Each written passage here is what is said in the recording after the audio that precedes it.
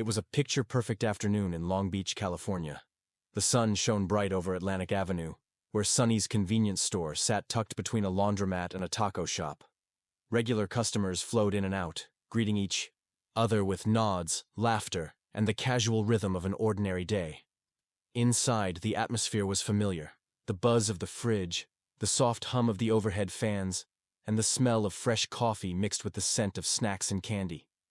Maria, a nurse finishing her shift, scanned the bread aisle while texting her daughter about dinner plans. Near the fridge section, James, an Uber driver, grabbed an energy drink and a hot dog, chatting with Mr. Sonny, the store owner, about the Lakers game from the night before.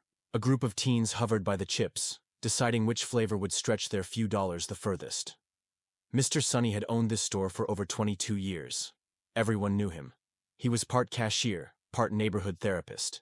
He often smiled, but today, even he felt the drag of routine. Business was steady, but uneventful, until the universe decided to shake things up. At exactly 2:17 p.m., a black Cadillac Escalade pulled up right in front of the store. The car's deep tinted windows reflected the California sunlight. The engine cut off. For a moment the street seemed to pause. The door opened smoothly, and stepping out was none other than Snoop Dogg himself, dressed in a blue Crenshaw tracksuit, white sneakers, and dripping with gold chains. His signature swagger was unmistakable. Passers-by froze mid-step. Conversations stopped. People blinked in disbelief. Snoop scanned the store sign, then grinned. Without hesitation, he strolled straight inside. His two bodyguards waited outside, scanning the surroundings, but letting Snoop do his thing without interruption. The moment he crossed the threshold, everyone inside went silent. Maria gasped audibly. James's jaw literally dropped, his soda nearly slipping from his hand. Mr. Sonny gripped the counter, convinced for a split second that he was dreaming. "Yo, what's up, y'all?" Snoop's smooth, unmistakable voice floated across the store. He flashed his iconic grin, looking as comfortable as if he owned the place. "Had to slide through, check on my people." Nobody moved. Was this real? Was there a hidden camera? Crew? Was this a music video prank? But there were no cameras, no script, just Snoop, standing casually by the chips aisle. Then, without warning, he pulled out a fat stack of $100 bills and walked up to the register. Slapping it down, he turned around, hands spread wide. "Aight, listen up, ain't nobody paying for nothing today. Whatever y'all want, it's on me. Blessings for everybody." For a second, silence. Then chaos, in the best way possible. Maria screamed in excitement. James high-fived a stranger. The teenagers burst into laughter, rushing to grab snacks.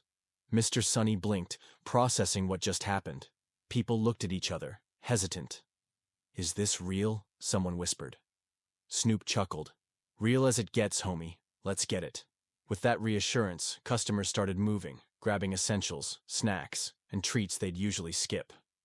Snoop walked the aisles like he was hosting a family BBQ. "Get them flamin' hot Cheetos, nephew, you know they hit," he told. One kid to another. "Ayo, grandma, you need some water for them plants? Throw it in the cart." He wasn't just paying for stuff, he was connecting. Fist bumps, selfies, hugs. He asked about people's days, laughed with them, and genuinely listened. Every interaction felt personal, not performative. By now, more people noticed what was happening. A small crowd started forming outside, peeking through windows, whispering, and then calling friends. Some debated whether it was really him, until they saw the long figure and unmistakable smile. The convenience store, once just a pit stop for snacks and drinks, had turned into the happiest place in Long Beach, if only for a few magical hours. As the buzz grew inside, so did the realization that this wasn't some quick celebrity drop-in. Snoop was here to hang, to chat, and to bless everyone present. The excitement felt electric. Phones came out instantly. Maria went live on Instagram, narrating every moment. "Y'all won't believe this. Snoop Dogg is in my corner store. Paying for everything. Everything." Comments flooded in. "No way. You lying. Prove it." James took a video of Snoop casually helping a young mother grab a gallon of milk from the top shelf. "Legend," James whispered to the camera. "Absolute legend." Snoop, meanwhile, kept the mood light and playful. A little girl holding a chocolate bar looked shy. Snoop knelt down, smiled, and asked, "That the one you like? You sure? Go get 3 more, Lil Queen." She beamed and sprinted back to the candy shelf, her father laughing with pure gratitude. Mr. Sonny, overwhelmed but smiling from ear to ear, rang customers up as fast as possible. His register beeped non-stop. At one point, an elderly man walked in, confused about the noise. Seeing Snoop, he muttered, "Well, I didn't expect this today." Snoop laughed, threw an arm around him, and said, "Surprise, Grandpa. Today's a good day." As customers gathered by the register, Snoop started DJing off his phone. His track, Gin and Juice, blasted from the store speakers. People cheered, clapped, and a few even started dancing in the snack aisle. A group of high schoolers posted TikToks of themselves dancing with Snoop, each clip going instantly viral. Across social media, millions watched in real time as the unlikely scene unfolded. The atmosphere felt like a block party but indoors. No stress, no drama, just joy, laughter, and the shared disbelief that something this cool could happen here, in this humble corner of Long Beach. Snoop kept moving around, handing out advice as easily as he handed out cash. To a young man looking stressed, he said, "Keep hustling, nephew, but take care of yourself too. Rest is part of the grind." Even the bodyguards, usually stoic, cracked smiles, helping carry bags for elderly customers and holding the door open for families with kids. More people from the neighborhood trickled in, unsure whether it was too late. Snoop noticed and shouted, "If you inside, you in. Get what you need, family." As the minutes rolled by, nobody wanted to leave. Strangers started talking, sharing stories, laughing. It felt like, for one brief afternoon, every worry was suspended. Mr. Sonny's wife arrived, breathless, having rushed from home after seeing the news online. "Is this real?" she asked. Mr. Sonny could only laugh. "It's real. It's happening." The store, small and often quiet, had become the epicenter of joy, community, and a reminder that sometimes the universe delivers moments that feel straight out of a dream. Outside the store, the crowd had grown significantly. Neighbors, delivery drivers, dog walkers, and people from nearby businesses gathered, trying to peek through the windows. The news had spread like wildfire. Snoop Dogg is blessing people at Sonny's convenience store. Car horns beeped in rhythm as passers-by shouted, "Snoop, we love you." Some pulled over, abandoning their cars temporarily, just to confirm with their own eyes that the legend himself was really there. Inside, the store buzzed with even more energy.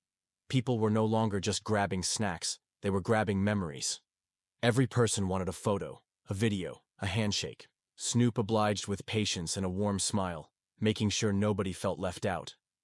A news van screeched to a halt in front of the store. A young reporter with a camera crew rushed to the entrance, almost tripping over a scooter in her excitement. She asked, "Snoop, do you mind if we capture this?" Without missing a beat, Snoop grinned. "Capture love? Always. Just don't get my bad side." The reporter laughed, realizing there was no bad side to capture. Her broadcast went live within minutes.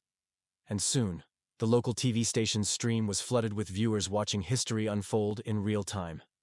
Snoop noticed a young man standing quietly near the fridge section, nervously clutching his phone. "You good, nephew?" Snoop asked. The young man, named Marcus, admitted, "I just lost my job this morning. Didn't even come here to buy anything. I was just walking." Snoop walked over, placed a hand on his shoulder, and said, "Life throws curves, but you swing back harder. Get you something. And take my number. Hit me up. We got options out here." The entire store fell silent hearing that. Not only was Snoop paying for groceries, but he was offering real-life support. Marcus blinked, unsure whether to laugh, cry, or do both. It was a moment he'd never forget. At the same time, a group of local skateboarders arrived, filming themselves entering. They didn't expect to roll right into Snoop handing out free slushies at the drink machine. "Yo, y'all. Stay hydrated, man," he joked as they cheered. Every corner of the store was alive. In one aisle, kids giggled over candy piles. In another, parents compared brands of baby formula. Mr. Sonny and his wife worked together at lightning speed, high-fiving between transactions, overwhelmed but glowing with happiness. A middle-aged man who'd fallen on hard times approached Snoop hesitantly. "I don't want to take advantage," he murmured. Snoop looked him dead in the eye.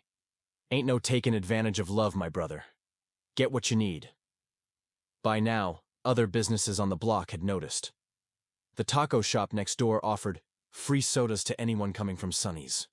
A nearby barber stepped out with a speaker, blasting Snoop's classics, turning the sidewalk into a dance floor. Cars passing by slowed, passengers hanging out the windows, waving, filming, shouting, "Snoop!" Some people sprinted from 3 blocks away just to witness it for themselves. In the elevator, Marcus tried to steady his breathing. What if this was all a mistake? What if they'd meant to call someone else? What if... The elevator doors opened directly into a reception area with Death Row Records displayed in bold letters on the wall. A receptionist greeted him and asked him to wait, informing him that the meeting was running slightly behind schedule. 20 minutes later, Alicia Thompson, a stylishly dressed woman in her 30s, appeared and led Marcus down a hallway lined with platinum records and iconic album covers. "We had over 5,000 submissions," she explained as they walked. "Snoop personally listened to the top 50 selections. Yours made quite an impression." Before Marcus could process this information, Alicia opened a door to a studio lounge where 3 people were engaged in conversation. Marcus recognized 2 immediately: Snoop Dogg himself and Dee Brown, a successful producer who'd worked with everyone from Kendrick Lamar to Rihanna. The third was a younger man Marcus didn't know. Snoop turned as they entered, his lanky frame unfolding as he stood. "This the young blood with that track?" he asked, his voice exactly as it sounded in interviews. "Yes, this is Marcus Jenkins," Alicia confirmed. Snoop extended his hand. "That beat was dope, nephew. Had that old school feel but with some new shit I ain't heard before." Marcus shook Snoop's hand, somehow finding his voice. "Thank you, sir. It's an honor." "Sir?" Snoop laughed. "Nah, none of that. Just Snoop." The meeting that followed was surreal. They played Marcus's track through the studio's high-end sound system, and Dee Brown asked detailed questions about his production techniques. The younger man, who Marcus learned was Jordan, Snoop's A&R director, took notes. "So here's what we're thinking," Snoop said finally, leaning forward. "We got this new program. Taking 10 producers, getting them mentorship, studio time, networking, 3-month program, small stipend. At the end, we sign at least one to a development deal." Marcus's heart hammered in his chest. "And you want me in the program?" "If you want in," Snoop confirmed. "It's competitive. Hard work. But real opportunity for those who take it serious." "When would it start?" Marcus asked, thinking of his now non-existent job, his rent, his sister's tuition. 2 weeks, Jordan said. "Monday through Friday, 9 to 5, stipends $2,000 a month, not getting rich, but enough to focus full-time." $2,000 a month was less than his warehouse job, but it was something. And this was the chance he'd been dreaming of his entire life. "I'm in," Marcus said without hesitation. Snoop nodded, a smile spreading across his face. "That's what I like to hear. Hunger. Now let's see what you got beyond that one track." For the next hour, Marcus played them more of his work from his phone's cloud backup, explaining his influences and vision. By the time he left the building, contract in hand to review over the weekend, the sun was setting over Los Angeles, casting the city in a golden glow that seemed to mirror the opportunity now before him. On the bus ride home, Marcus called his mother. "I got in, Ma," he said, his voice catching. "It's real." Loretta's happy tears came through the phone. "I knew it, baby. I always knew it." That night, as news spread through their building, neighbors stopped by to congratulate him. Mrs. Wallace brought a cake. Darnell arrived with their other friends, everyone crowding into the small apartment to celebrate. In the midst of the impromptu party, Marcus stepped out onto the narrow balcony for a moment alone. Below, Nickerson Gardens sprawled in the darkness, the place that had both formed him and threatened to trap him. Now, he had a chance to rise above it, not to escape,